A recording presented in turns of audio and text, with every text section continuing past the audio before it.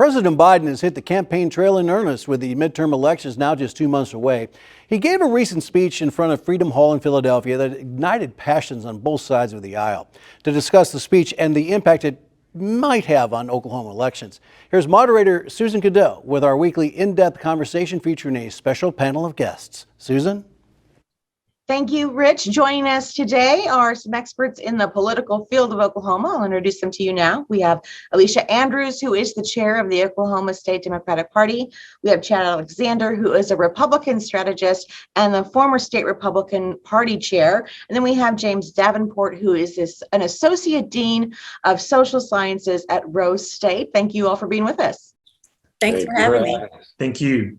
All right, Alicia, we're going to let you break the ice for us. I want to find out how you feel Democrats perceive President Biden's speech on democracy. I'll say that the Democrats that I've spoken to, the Democrats that I've been emailing with, Democrats feel hopeful that, that there's an adult in the White House and the conversation about democracy and protecting our democracy, hit home with what we've been dealing with over the last few years. All right, Chad, how do you think Republicans perceive the speech? I think probably from what they've seen on social media about it, none of the major networks carried it. CBS, NBC, ABC, Fox would carry it, CNBC. I think only MSNBC and CNN did. And so I don't know how many people actually watched it on the Republican side. I think most of what they've seen about it is what they've seen on news interviews or talking heads or things on social media, getting their information about it. It kind of reminded me of the basket of deplorables in 2016.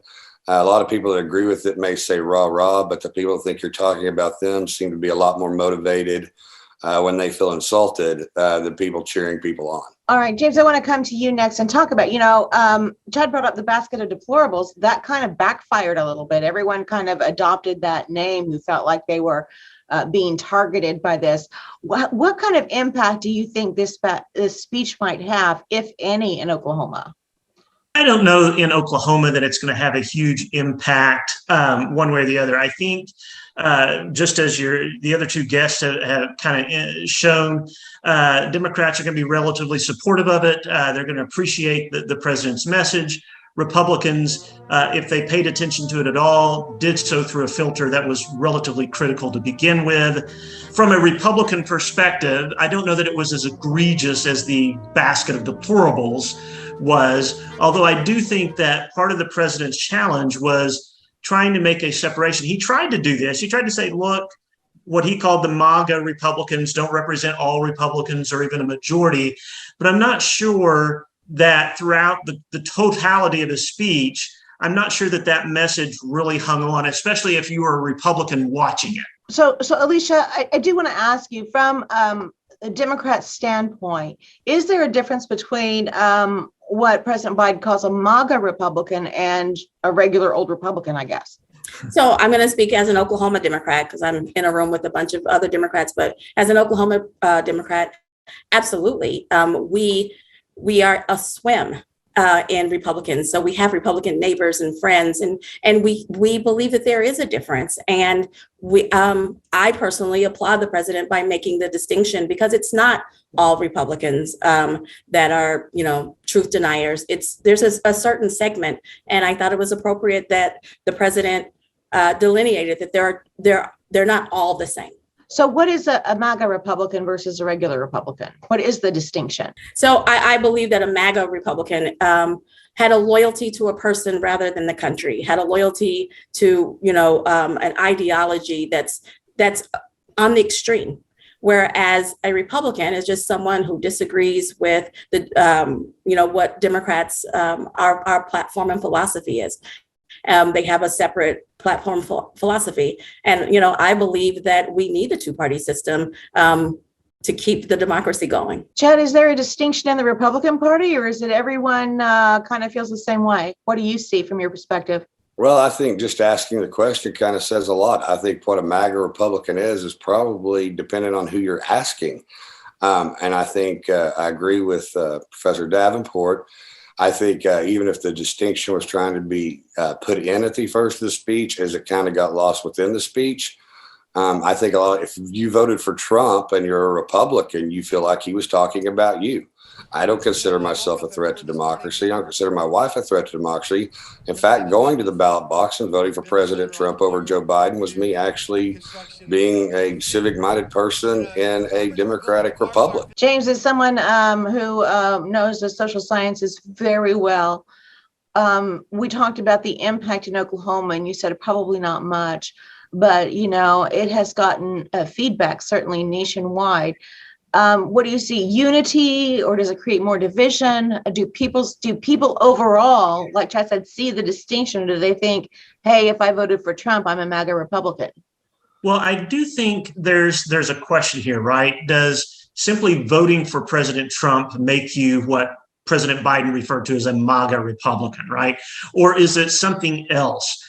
I think he's thinking something else, but I don't think he quite made that as clear a distinction as he could have, right?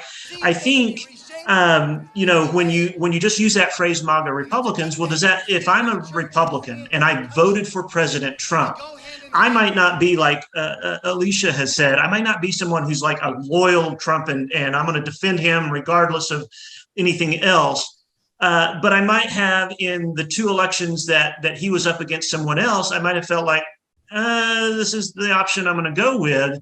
And I don't know that President Biden made a big distinction and said, just because you voted for Trump doesn't make you a MAGA Republican. I never heard that explicitly, right, come out. And so I think he left it open for interpretation, which is not good if he's trying to appeal. And I think this was a speech, he's trying to appeal to Republicans as much as he is to Democrats, right? He's trying to say, look, your party has been taken over by a force that is not really who your party has traditionally represented, what your party has been about.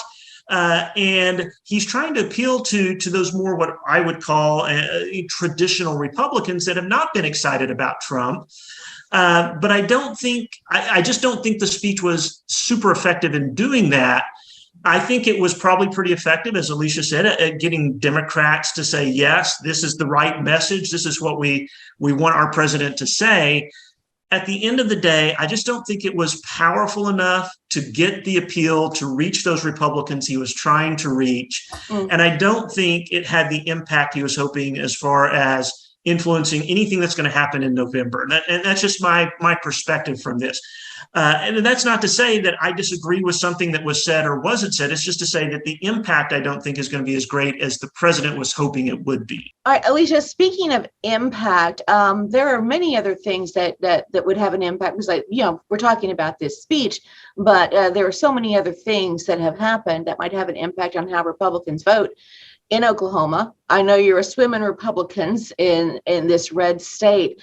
What kind of things that have happened might get Republicans' attention to maybe change their minds? I think that, as I said before, I don't believe that everyone who voted for Donald Trump is a MAGA Republican, because he was their nominee. But I think that the distinction, what makes the difference going forward, is he doesn't have to be the nominee. And they can vote early in the game to make sure that he's not the nominee. And I think the kinds of things that have happened, we don't have to go very far.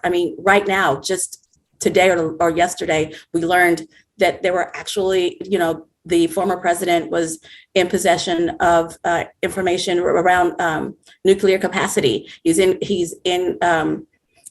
possession of classified documents. I think those are the kinds of things that make me say, if you continue to support someone who is a threat to America, then that would make you a MAGA Republican versus a Republican.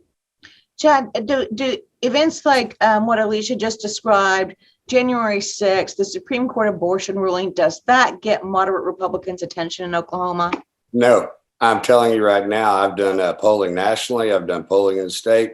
You look at what the top issues are for November. We're not talking about the 2024 presidential election. We have midterms coming up in just about 2 months. And if you look, what are the top issues that people are talking about? Inflation, the economy, the border, Ukraine is an issue. All those things are issues. I think the raid on Mar-a-Lago is going to be just as polarizing as a lot of other things. I think a lot of Republicans feel like Donald Trump's been under investigation since August of 2016 before he ever won. Information came out yesterday that his 40 years worth of medical records were taken, taxes were taken, other things were taken. That's why a federal magistrate said they're going to appoint a special master.